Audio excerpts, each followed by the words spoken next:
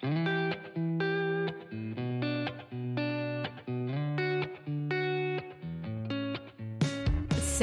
je suis Sandra et je te souhaite la bienvenue sur le podcast qui va te donner envie de réaliser tes projets et même tes rêves les plus fous.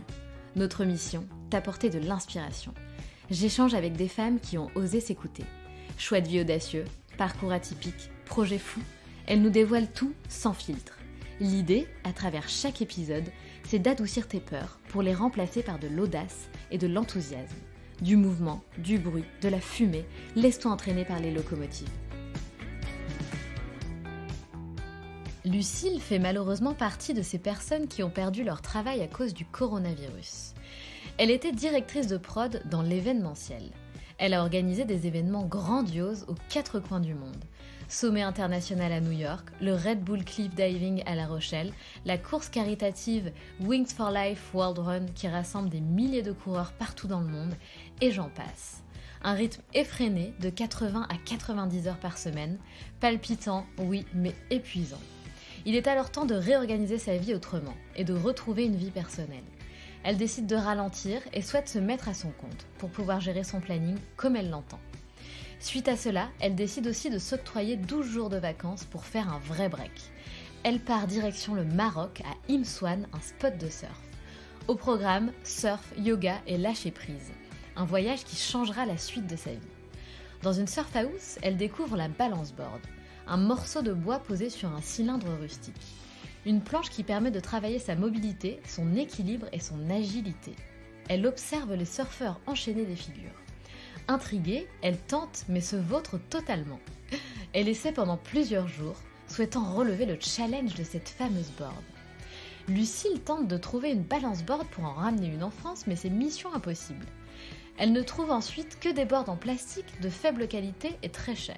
Lucille décide alors de prendre un cours de menuiserie qui durera 3 heures et à la fin de ce cours, elle repartira avec sa balance board. Puis petit à petit, ses amis commencent à lui demander des boards. Elle comprend alors qu'il y a clairement une opportunité à saisir.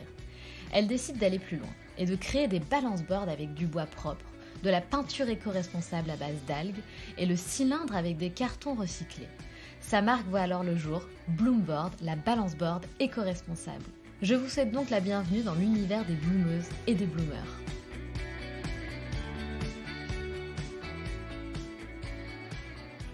Salut Lucille. Salut. Comment vas-tu ? Écoute, très bien et ravie d'être avec toi. Et moi de même, je suis super ravie. Lucille, je te laisse te présenter en quelques mots. Alors, moi, c'est Lucille. Il y a peu, j'ai créé une marque qui s'appelle Bloomboard, qui est une marque de balance board éco-responsable. Génial. Et avant de nous parler de ce super projet, tu vas tout nous raconter parce que Lucille, elle a une vie palpitante, n'est-ce pas ? Donc, on va en savoir un petit peu plus. Donc, avant de lancer ce super projet, tu avais un tout autre travail. Que faisais-tu, Lucille, avant ? Alors, avant ça, j'étais directrice de prod en événementiel. J'organisais des événements un peu partout dans le monde. Et alors, en quoi ça consistait concrètement ? Quel type d'événement t'organisais ? Où est-ce que tu as voyagé ? Est-ce que tu peux nous emmener un petit peu avec toi dans ta vie d'avant ? Alors oui, avec plaisir. J'ai travaillé pendant 7 ans à Paris dans une super agence événementielle. Au début, on a fait des petits projets en France, etc. Et après, on m'a donné, on m'a fait participer à des gros événements un peu partout dans le monde. Donc, j'étais à peine stagiaire que j'ai été à New York organiser un grand sommet international avec 1000 CEO ou directeurs marketing Ah ouais, d'accord. juste à côté à deux pas pardon, de Central Park. Et puis après, au fur et à mesure des années, on a été un peu partout. On a été en Afrique du Sud, à Cape Town. On a été à Berlin aussi. On a été beaucoup en Europe, en Espagne, en Italie. Et puis, on a été aussi à Singapour, à Vancouver. Je ne saurais même plus la totalité des destinations, mais on a fait pas mal de projets à l'étranger. En fait, on avait surtout un gros projet annuel à l'étranger, et puis après, des petits projets en France et à l'étranger. D'accord. Et c'était quoi ton rythme parce que j'imagine que dans ce genre de secteur d'activité, on a un rythme un peu effréné. Est-ce que c'était le cas ? Oui, tout à fait, ouais, parce qu'on organise, je pourrais même pas dire le nombre d'événements par an, mais c'est, affolant et pour chaque événement, en plus, on prend de plus en plus de responsabilités, donc on gère de plus en plus de choses. On manage aussi de plus en plus de monde à force, d'évoluer et de prendre de l'expérience. Et c'est vrai qu'il y a enfin, à la fin, on va dire, de ce parcours-là avec cette agence, je faisais du 80 heures, 85 heures par semaine sur des gros projets en amont d'un gros projet. Et puis Ah ouais, sur d'accord. l'événement, en fait, sur l'événement lui-même, on travaille d'arrache-pied, on se lève à 6 heures, 7 heures du matin, et puis on va se coucher à 1 heure, 2 heures quand on a de la chance, quoi. Donc, il y avait mais c'est hyper palpitant, c'est hyper prenant, c'est hyper captivant. Enfin, on se fait embarquer dans ce projet parce qu'on a envie que tout se passe bien. On a envie, en fait, si tu veux, vu que tu as juste un concept sur papier au départ d'un événement et que tu arrives au fur et à mesure, en trouvant tes prestataires, tes partenaires, à développer ce projet, à le concrétiser en 3D cette fois, et puis plus sur papier en 2D. Donc, du coup, tu as envie que ça se passe bien, tu as envie que le projet soit délivré à la perfection et que ce soit très beau, quoi, très réussi. Donc, tu mets beaucoup de cœur à l'ouvrage et donc beaucoup de temps aussi et d'énergie. Mais Bien bon. sûr. Oui, c'est un métier passion, clairement. Ah Clairement. bah tout à fait, hein. Moi j'ai vu ça à 18 ans en fait, j'habitais à La Rochelle et j'ai vu le cliff diving. C'est un événement organisé par la marque Red Bull. C'est un saut des 2 tours de La Rochelle, donc c'est à 27 mètres de hauteur. Il y a des plongeurs professionnels qui sautent des 2 tours. Et à 18 ans, moi j'ai vu cet événement-là, j'étais étudiante à La Rochelle. Et quand j'ai vu ça, là tout de suite j'ai compris ce que je voulais faire dans la vie. Ça, Je c'est ne le fou. savais pas du tout avant. Et j'ai vu ça et j'ai fait, un jour, je voudrais organiser ça. Et quelques années plus tard, j'ai rencontré au cours de mon master un intervenant extérieur qui était Stéphane Bézian, le directeur de l'agence Prod Effect, et qui m'a pris en stage et avec qui j'ai organisé des événements et j'ai organisé notamment le cliff diving. Et donc, pour moi, la boucle était un peu bouclée, entre guillemets. Et, euh, et j'ai trouvé ça merveilleux et incroyable de pouvoir réaliser un de ses rêves d'adolescente, quoi. Ah, mais carrément. Et est-ce que c'était l'événement le plus dingue pour toi que tu aies réalisé? C'était un des plus gros parce que en fait, en termes de quantité de public, je saurais plus les chiffres, mais je crois qu'on était, je voudrais pas dire de bêtises, mais il me semble que c'est 60 000 sur Ah le port de ouais, La Rochelle, donc c'est énormément de c'est personnes. Mais je veux pas énorme. dire de bêtises, je crois que c'était ça, ouais.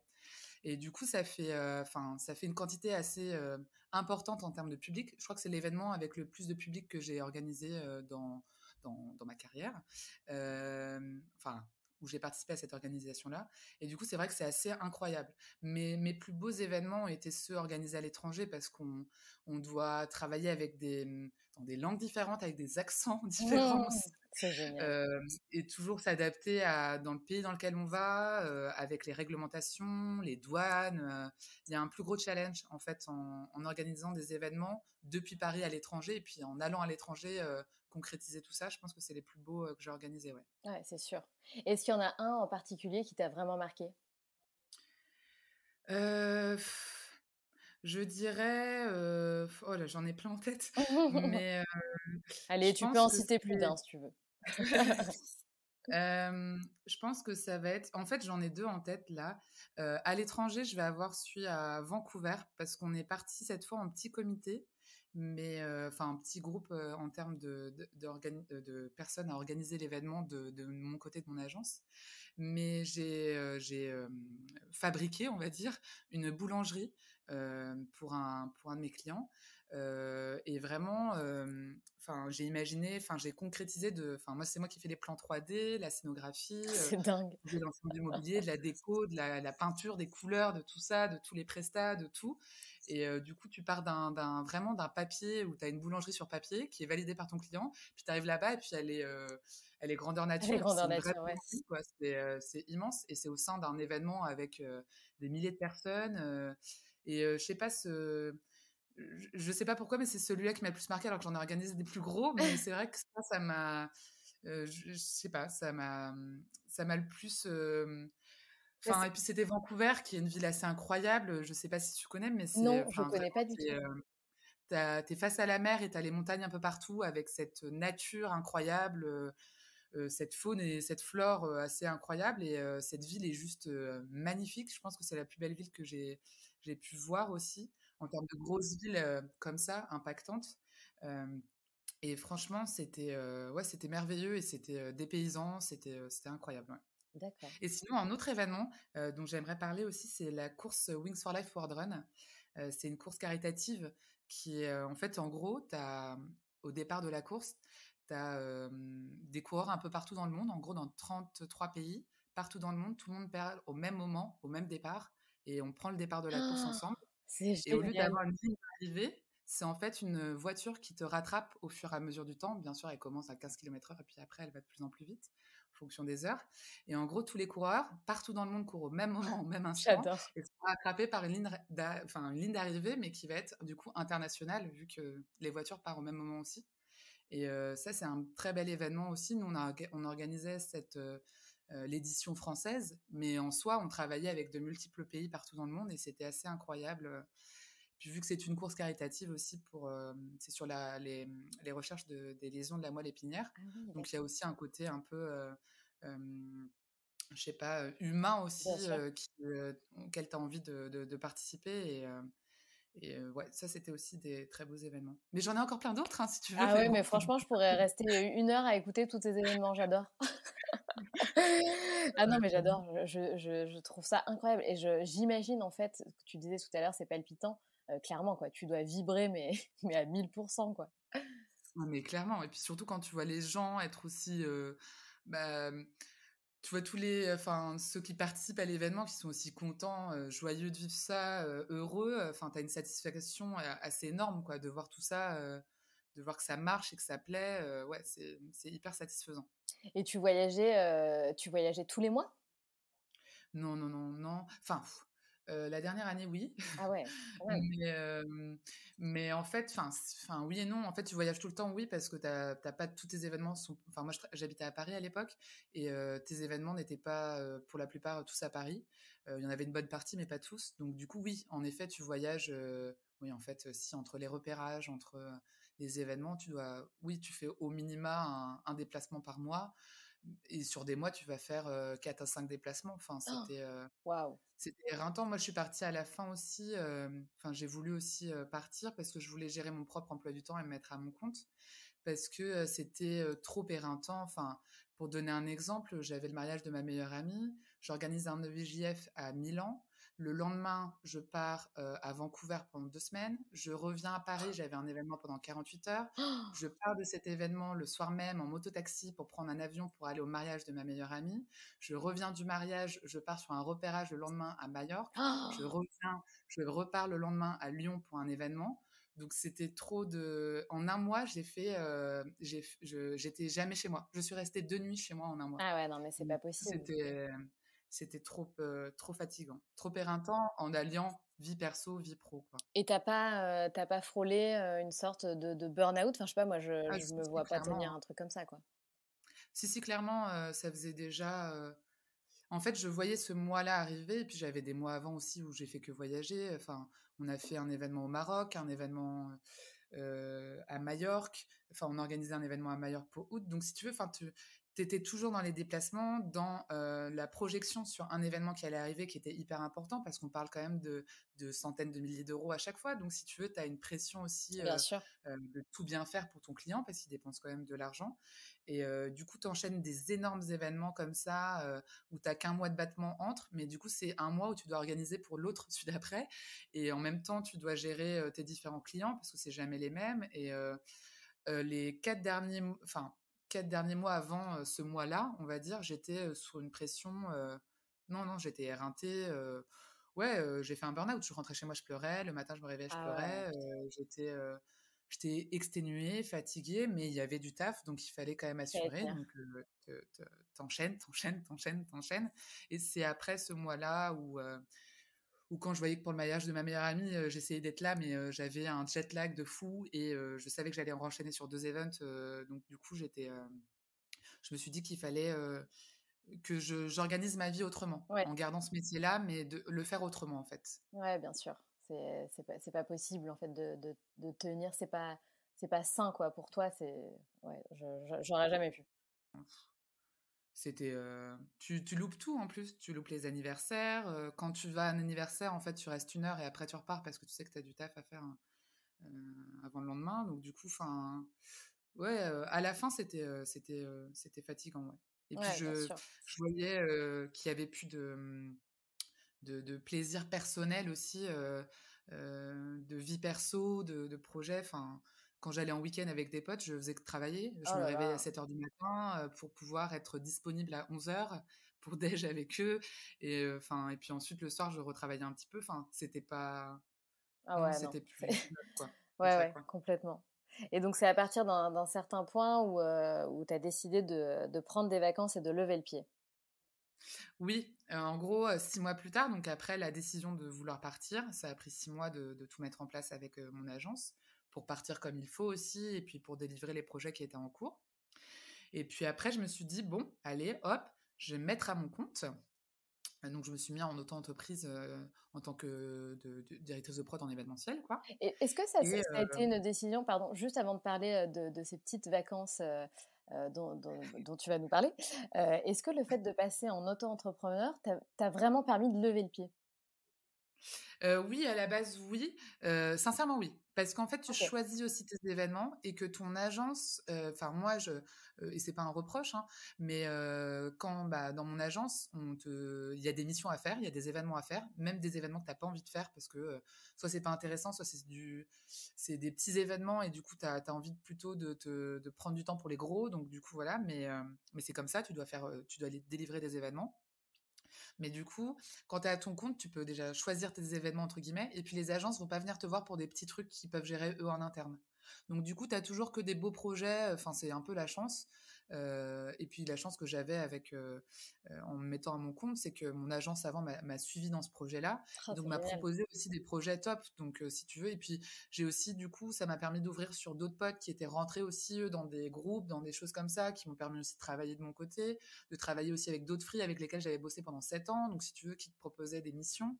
Et donc ça te faisait aussi, ça te redonnait un peu un souffle. Parce que moi, ça faisait 7 ans que j'étais dans mon agence, enfin 6 ans Oh et là là, demi. oui. Du coup, bah, ça faisait du bien aussi de reprendre un souffle. Donc non, ça fait peur, parce que c'est une décision j'ai eu du mal aussi à prendre cette décision-là, parce que bah, après 7 ans aussi, enfin 6 ans et demi, t'as, ça, Bah, c'est un changement de statut, ouais. qui fait peur, clairement. Ah bah clairement, ouais. Puis t'as plus ce fait d'être rassuré, d'avoir quelque Tout à chose de fait, fixe. tout à fait. T'es plus rassuré, tu dois travailler, quoi. Mais vraiment, quoi. Bien sûr. Enfin, même si avant je travaillais, mais c'est juste que tu dois travailler cette fois aussi pour avoir des projets. Donc Et oui, du coup, il y a oui, une oui. Et supplémentaire, quoi. est-ce que tu arrivais, à t'infliger une certaine routine de vie? C'est-à-dire de te dire: «OK, samedi ou dimanche» ou j'en sais rien, dimanche, lundi, je touche pas à mon ordi, je bosse pas, c'est du temps libre pour moi. Au début, non. Et puis, enfin, vu que ça a duré que 3 mois, merci Covid, en soi, au début, je travaillais beaucoup parce que je voulais justement être sûre d'avoir des projets pour l'année, de remplir un chiffre d'affaires, en fait, sur ma première année.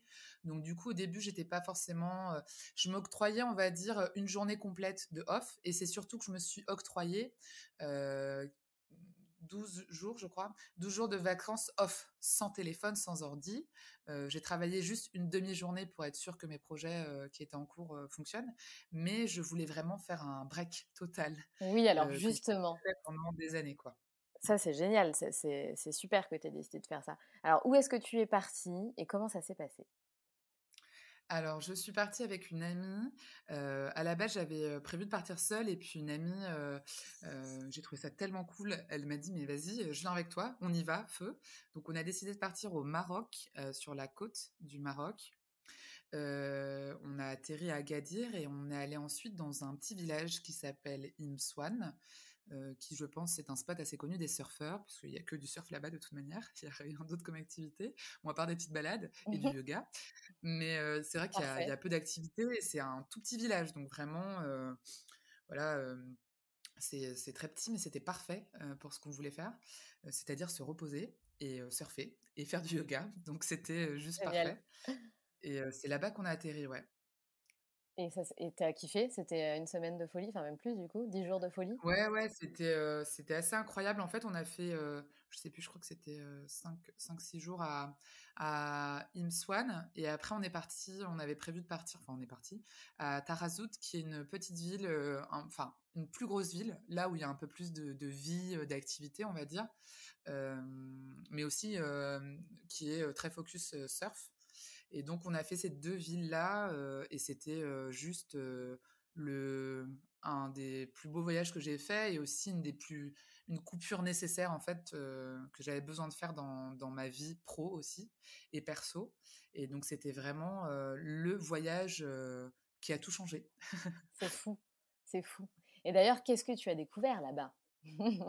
Alors, j'ai découvert, en fait, on arrive, je sais plus, je crois que même c'était le premier jour, et on arrive dans une surf house où on voit des sublimes surfeurs, vraiment assez canons, on va dire, qui étaient en train de jouer, qui étaient en train d'utiliser une planche. En gros, il y avait une planche, c'était un peu comme un morceau de bois, si tu veux, enfin, vraiment un morceau de bois posé sur comme un rondin d'arbre, enfin, comme ouais, un cylindre en bois, mais vraiment assez rustique, pas travaillé, enfin voilà, juste une planche posée sur un morceau de bois, quoi. Et les gars ils faisaient vraiment des figures, posaient, enfin, avec une agilité et une facilité assez déconcertante, hein, faut se l'avouer. Et, c'était très beau à voir. Et moi, je connaissais pas du tout cet équipement, enfin cet outil. Et donc les surfeurs enchaînaient les figures les uns après les autres dessus. Et puis bah on s'est dit, ils nous ont proposé, je crois, d'essayer. Et puis, bah, je crois que c'est moi qui commence, il me semble. Et je monte sur cette planche et je me vautre. Mais Normal. j'ai fait un vol plané, les pieds en l'air, le cul par terre, vraiment. J'ai même pas eu d'hématome, je crois, après. Pourtant que je suis une pro des hématomes, mais vraiment, mais une belle gamelle. Donc je suis restée à terre quelques secondes parce que bon, bah, j'avais perdu toute dignité. Et puis je me suis relevée petit à petit. J'ai posé la planche et j'ai fait ouais, super. Et puis je me suis rassise, hein, j'ai regardé les choses Tranquillement. passer. Et puis après, j'ai repris un peu de poil de la bête quand même. Et je me suis dit qu'il fallait que je réessaye. Donc j'ai réessayé, cette fois en se tenant avec une amie. On a essayé l'une après l'autre. Au moins, ça a montré aux débutants qu'il fallait céder pour monter sur cette planche. Je voulais juste faire une démonstration de ce qu'il fallait pas faire. Et, du Évidemment. coup, voilà, évidemment. Donc on a fait ça pendant plusieurs jours. On a les temps d'entendre dessus.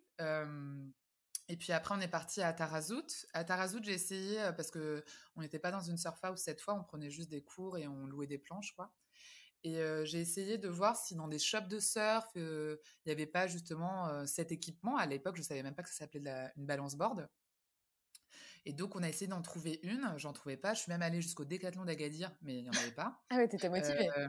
ah ouais, j'étais hyper motivée. Enfin, sincèrement, j'ai fait plusieurs fois le tour de Tarazout pour essayer d'en trouver et j'ai rien trouvé. À Agadir aussi, on a fait un petit tour, j'ai pas trouvé. En rentrant en France, j'ai cherché sur Internet parce que je voulais à tout prix avoir cette planche parce que j'ai trouvé ça génial comme concept. Et en fait, une fois que tu montes dessus, tu as une sorte de petite addiction à devoir réussir. Je sais Oui. pas comment le faire, mais c'est comme un challenge, mais tu as envie. Tous ceux qui l'essayent ont une envie de réussir et du coup une petite addiction à vouloir remonter dessus, à vouloir essayer d'aller plus loin dans la performance et dans le mouvement, quoi. Et donc, arrivé en France, j'ai essayé d'en trouver une et bah, j'avais pas fait un benchmark non plus incroyable, mais je regardais, j'ai réussi à trouver que ça s'appelait Balance Board. Après, j'ai vu qu'il y avait un gros concurrent américain, mais qui faisait ça avec des rollers, parce que le cylindre, on appelle ça un roller en plastique. La planche, en plus, c'était du contreplaqué, mais pas forcément de... Enfin, on voyait que c'était des produits pas très propres Pas pour écolo, quoi. l'environnement, on va dire. Mmh. Et puis déjà, à l'époque, j'étais dans une petite démarche où je faisais attention à ce que j'achetais, au minima, même si, bon, je suis pas à 100% écolo, mais bon, j'essaie quand même de faire attention. Et puis surtout pour ces prix-là, où on est tout de suite sur du 150, 200 euros, jusqu'à 300 euros. Donc, je faisais quand même attention à où je dépensais cet argent-là. Et donc, j'ai vu ça. Après, j'ai regardé, il y avait d'autres marques, mais Canada, Nouvelle-Zélande, enfin bon, Du coup, je voyais pas trop l'idée là-dessus. Et puis, je trouvais que c'était assez cher aussi. Et donc, j'ai pris un cours. Donc, c'était début mars. Et j'ai pris un cours avec un menuisier Non, mais de ça, tu 3 sais heures. que je suis complètement fan. Je pense que ça, c'est un truc que j'aimerais faire dans ma vie, prendre un cours de menuiserie. Je voulais te le dire. Mais c'est génial. Ah non, mais vraiment, faut que tu le fasses parce que sincèrement, ça te permet d'avoir moins d'appréhension avec les outils. Moi, enfin, j'ai pas mal d'outils. Mon père est très bricolo, donc j'avais déjà pas mal d'outils. Mon père m'en laisse toujours comme si, à l'époque, en plus, bon, maintenant je le suis totalement, mais à l'époque, comme si j'étais une grande bricolo. Il me laissait toujours une visseuse, une perceuse, une scie sauteuse, quelque chose. Bon, c'est vrai que j'aimais bien faire des trucs manuels, mais quand même. Mais j'avais très peur des machines, enfin de pas savoir les gérer, les manier, surtout les scies ou ce genre de choses C'est qui ça. peuvent être assez dangereuses. Et donc c'est pour ça que je m'étais dit, bah, j'ai pas envie de payer 300 euros. Alors comment je peux faire pour faire une balance board? Bon, bah, je vais prendre un cours avec un menuisier. Maintenant j'ai du temps, je suis ma propre patronne, donc je peux me permettre de prendre ce temps-là sur mon temps, de me faire plaisir et de faire des activités autres que le boulot. Bien sûr. Et donc, du coup, hop, allons-y, on y va. Et puis à Paris, il y a beaucoup, beaucoup d'ateliers de menuiserie où tu te fais aider ou pas, où soit tu as juste les machines à dispo, soit tu as quelqu'un qui peut t'aider. Enfin, tu as plein C'est top. de possibilités. Et donc, j'ai pris un premier cours de 3 heures. On a travaillé ensemble sur ma planche. Et à la fin, bah, je suis sortie avec ma planche et mon roller. Et j'étais hyper fière de moi, hyper Ah, contente, c'est hyper clair. satisfaite. Et puis, après tout ça, bref, je fais une escale, enfin, je partais on avait une annonce qu'il y avait un virus, déjà, présent en France. Mais de quel Enfin, pas virus en parles-tu? oh, bah, dis donc, je crois que c'est la Ah Covid. oui? Ah bon?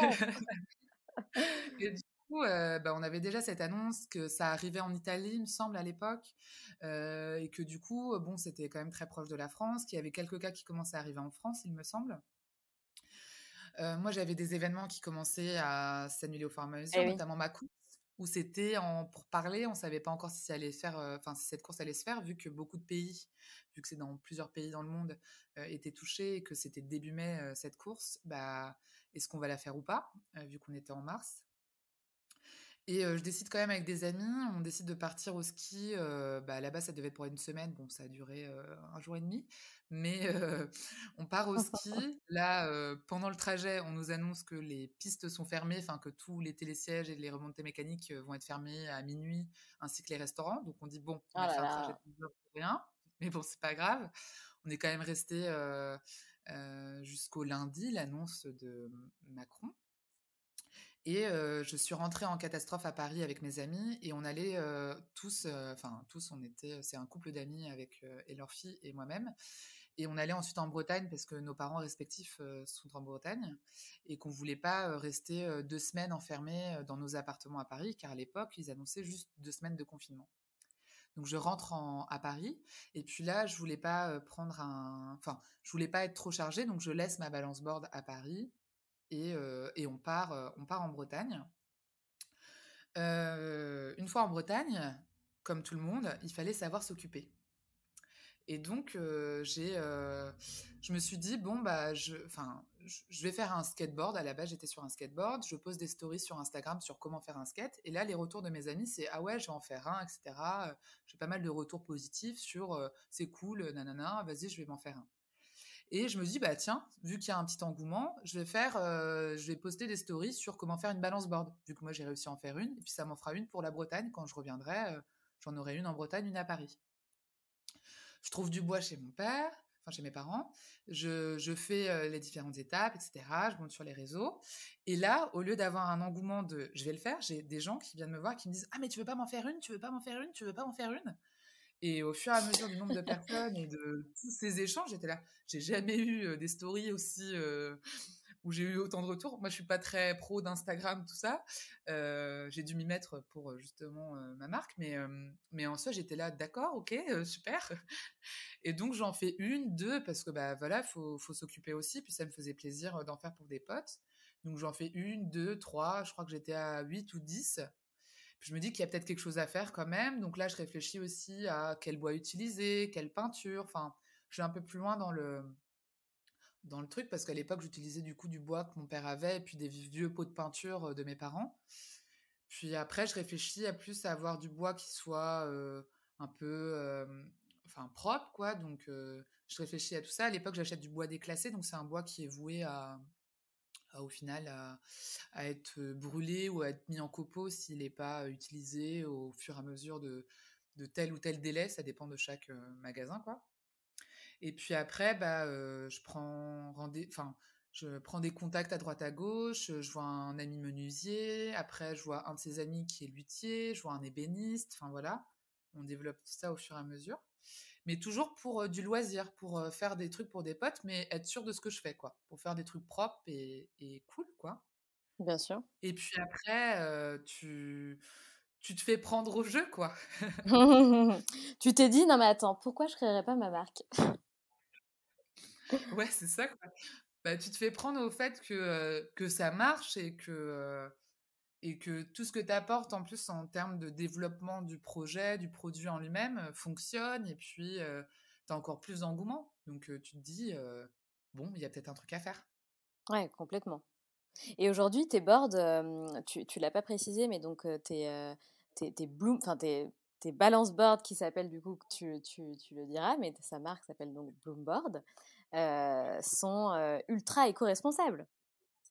Tout à fait, oui. En fait, avec ces différents personnes que j'ai rencontrées, il s'est avéré que le bois le plus approprié par rapport aux espèces d'arbres qu'il y a en France les plus présentes, donc c'est l'épicéa, donc on est parti sur l'épicéa. Après, moi j'ai cherché autour de moi, je voulais de la peinture qui soit éco-responsable et j'ai trouvé une marque en plus bretonne. Moi qui suis bretonne, ça m'a un peu touchée d'aller vers cette marque-là, qui s'appelle Algo et qui est une marque de peinture éco-responsable qui est faite à base d'algues. Et puis après, tu essayes de trouver sur des forums notamment comment trouver un vernis qui ait peu de produits de solvants, de produits chimiques. Bon, tu finis par trouver quelque chose qui n'est pas forcément 100% green parce qu'il faut quand même quelque chose qui protège, mais bon, avec différentes huiles végétales, donc c'est plutôt cool, quoi, et top. Et puis après, tu penses au fur et à mesure aussi sur tes rollers, à travailler sur du liège qui vient du Pays Basque et de l'Espagne. Tu travailles avec des cartons compressés et recyclés. C'est en fait des cartons qui sont dans les poubelles jaunes, qui sont remis en copeaux, recompressés, comprimés, et puis ensuite des machines font des cylindres, ça s'appelle des mandrins. Et du coup, au fur et à mesure de chaque C'est top. projet, de Bravo chaque pour tout ça, hein. chose Merci, ouais. Bah après, c'est au fur et à mesure des mois, en fait, et des semaines que tu fais ça et que Bien tu sûr. trouves tel ou tel prestataire.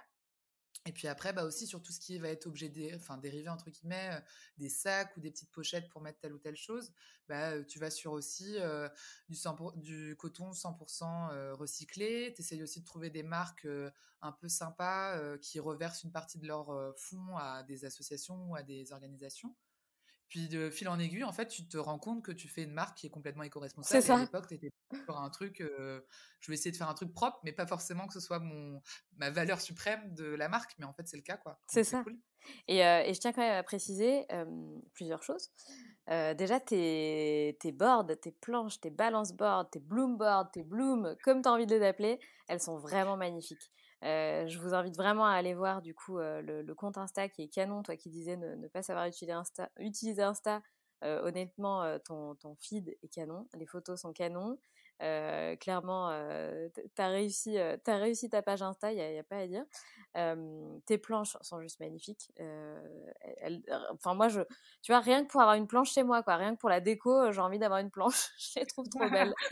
Elles sont trop belles parce qu'elles sont, tu vois, elles sont super simples, elles font super pures. Le bois est trop beau, les couleurs de peinture sont trop jolies. Enfin, franchement, je les trouve super belles. C'est très gentil. Ah bah non, franchement, c'est hyper sincère. Et du coup, question, est-ce que tu es devenue une pro des balance boards? Mais alors, pour expliquer aussi ce que c'est une balance board, parce que donc en gros, ça permet de travailler ta sangle abdominale, tes lombaires, tous tes muscles profonds. Et en gros, c'est adapté. Bon, à la base, c'est adapté aussi au surf, mais ça vient du cirque, le rolla bola. Et en gros, c'est vraiment pour travailler ton agilité, ta mobilité, tout ce qui est proprioception. Et du coup, c'est vrai qu'au départ, j'étais vraiment une quiche totale. Bah ouais, mais c'est Et dur en donc, même temps. ouais. Et donc, à force de pratiquer, tu arrives à placer de plus en plus de mouvements, à descendre de plus en plus bas, à essayer de faire des choses. Moi, après, je ne suis toujours pas une pro à 100%, parce qu'il y a plein de trucs aussi où tu as peur de sauter sur ta planche, de faire des 180 et tout ça, etc. Mais j'y arrive au fur et à mesure, hein, ça prend du temps aussi. Et puis, il faut avoir confiance en son corps et puis en soi aussi. Mais en tout cas, ce qui est vraiment cool, c'est que enfin, c'est un sport hyper fun, hyper ludique, et du coup, ça génère tellement de choses dans ton corps, ce qui est vraiment cool. Et après, moi, je le vois, je fais du surf enfin, de façon hebdomadaire.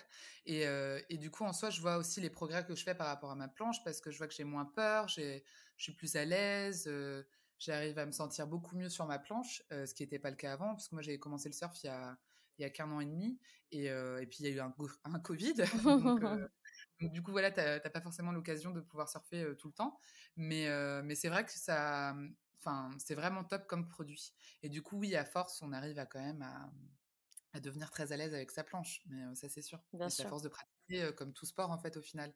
Mais c'est très adapté à tous les sports, enfin au crossfit, au yoga, au surf, au kitesurf. Enfin, sincèrement, vu que ça te fait travailler tellement tes muscles profonds, tes abdos, Puis du tu coup, peux le faire chez enfin, toi aussi, du coup. Tu peux le faire dans ton salon si exactement. t'as envie. Ah mais Ça, clairement, dans c'est ton trop salon, cool. dehors, sur l'herbe, sur le sable, où tu veux en fait, tu peux en faire partout. Et combien elles C'est coûtent tes planches? Alors du coup, une planche, c'est 99,99 €. Oui, faut pas dire ça. C'est extrêmement T'abuses. coûteux. Ouais, je sais, mais on m'a dit que c'était mieux. Écoute, moi, je n'étais pas une pro de ça, et je me suis fait beaucoup aider. Enfin, d'ailleurs, j'en profite pour remercier tous mes potes, parce que ce projet, je le gère pas toute seule. J'ai tous mes potes à qui j'envoie 10 000 messages par semaine Ah, c'est pour génial. divers et variés. Donc pour moi, c'est un projet aussi commun avec mes potes. Je leur demande pas mal de fois leur avis. Je dois aussi les saouler, je pense, à force, mais c'est comme ça. Parce que c'est eux les mannequins qui sont sur mon J'allais te Instagram. C'est eux. demander d'ailleurs. D'accord, ok.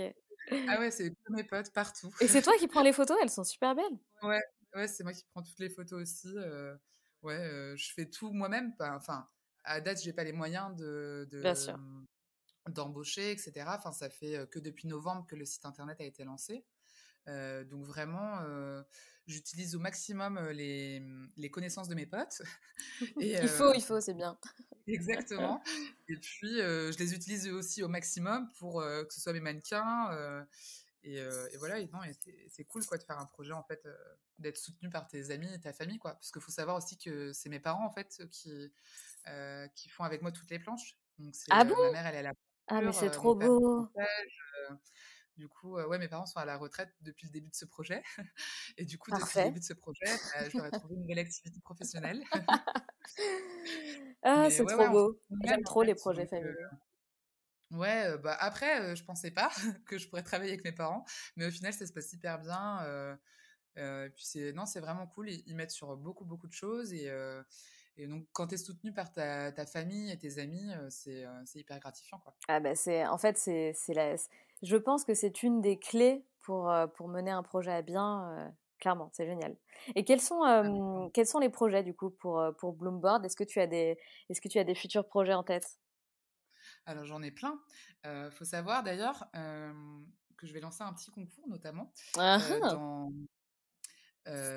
quand les boutiques vont réouvrir. Donc pour le moment, on n'a pas de date très précise, mais Bloomboard va être présent dans une boutique, dans une ville de France. Ah Vous pourrez génial! participer au challenge sur mon Instagram d'ailleurs pour découvrir dans quelle ville et dans quelle boutique, parce qu'il y aura un cadeau à la clé pour la personne qui va trouver où sont les planches. Et donc on va être pour la première fois présent dans une boutique en France, donc je trouve ça génial. Et C'est puis après, génial. l'idée, c'est d'exporter ce projet-là dans d'autres boutiques, enfin d'aller dans d'autres boutiques et d'être présent dans d'autres boutiques en France. Donc pour moi, c'est un énorme step de faire ça. Donc je suis hyper fière et hyper contente que ça évolue comme ça. Puis après, j'ai plein de projets, j'ai des collabs avec des illustratrices, j'ai aussi une planche kit qui va sortir, j'ai Oh des accroches, génial! des accessoires, enfin, il y a plein de trucs qui sont en cours et qui vont arriver dans les prochaines semaines, voire les prochains jours. Donc non, non, c'est vraiment cool, tout évolue vraiment bien. Et j'espère que ça va continuer à évoluer et que je vais continuer à avoir de nouveaux bloomers parmi nous. Mmh. Parce qu'il faut savoir que les gens qui détiennent maintenant une planche, je les appelle tous des bloomers ou des bloomeuses. Et toute mon équipe, je les appelle les bloomettes. Parce que du coup, Ah, je trouve trop ça bien. marrant de pouvoir utiliser ce terme comme un verbe ou de pouvoir le décliner en fait. Bah oui, c'est super. Donc Sandra, tu vas bientôt bloomer avec nous Ouais! et faire partie de nos bloomers. Mais grave! Je veux trop être une bloomette. Une bloomeuse. Une bloomeuse, ouais, du coup. Une bloomeuse, du coup, oui, voilà. Mais canon, en tout cas, projet que je trouve canon. Je te souhaite vraiment énormément de succès, de réussite et de bonheur dans ce projet. Est-ce que tu aurais un petit conseil alors à partager avec nous, ou une phrase, la fameuse phrase qui te guide dans la vie? Je crois que c'est de jamais perdre confiance en soi et en ses idées, de toujours persévérer parce que on est toujours face à des problèmes qui arrivent dans nos vies, enfin dans notre vie perso, dans nos projets. Il y a toujours quelque chose qui va se mettre en travers et on va se dire bon bah ça veut dire qu'il faut que j'arrête. Enfin on va perdre confiance. Il faut toujours persévérer et garder confiance en soi et en ses idées. Je pense que c'est ça mon leitmotiv de tous les jours. Ouais, t'as raison, c'est cool. C'est carrément cool. Et ton rêve de petite fille alors, tu voulais être une bloomeuse? Bah, pas du tout, non. Je crois que j'avais plein de rêves. Je voulais faire plein de choses. Moi, j'ai toujours été, je suis toujours quelqu'un qui a plein d'idées. Et quand j'étais petite, j'avais plein d'idées. À un moment donné, je voulais avoir un ranch avec plein de Ah chevaux. ouais! Je sais qu'après, je voulais soigner plein d'animaux, mais tous les animaux de la terre. Je sais qu'à un moment donné aussi, il me semble que je voulais être chanteuse, mais bon, heureusement, je n'ai pas suivi cette voie. J'avais toujours plein de rêves, plein d'idées, plein de projets. Enfin, j'ai jamais été toujours focus sur un seul truc, et je pense que c'est ça aussi qui m'a permis d'arriver jusque-là, c'est de toujours changer de voie et se dire que c'est pas grave, quoi. Enfin, c'est bien aussi d'avoir plein de rêves et plein d'idées. Donc, je pense que mon rêve de petite fille, c'était d'avoir plein de rêves. C'est trop bien. Et je t'avoue que j'étais un peu comme toi. Donc ça me parle ce que tu dis. Bon, c'est génial. Lucille, c'était trop cool de t'avoir à mon micro. Merci encore. Et puis Merci à toi, je suis ravie. merci Lucille. Et puis à bientôt du coup. Ouais, à très vite. Merci encore, Sandra. Merci Lucille. Ciao, ciao. Tu as aimé cet épisode? Alors n'oublie pas de laisser 5 étoiles et un avis sur l'application Apple Podcast. Cela m'aiderait fortement à augmenter la visibilité du podcast et à le faire connaître. Tu peux aussi nous suivre sur Instagram et rejoindre le groupe d'entraide à la réalisation de projets sur Facebook qui s'intitule « Elles réalisent leurs projets et leurs rêves ».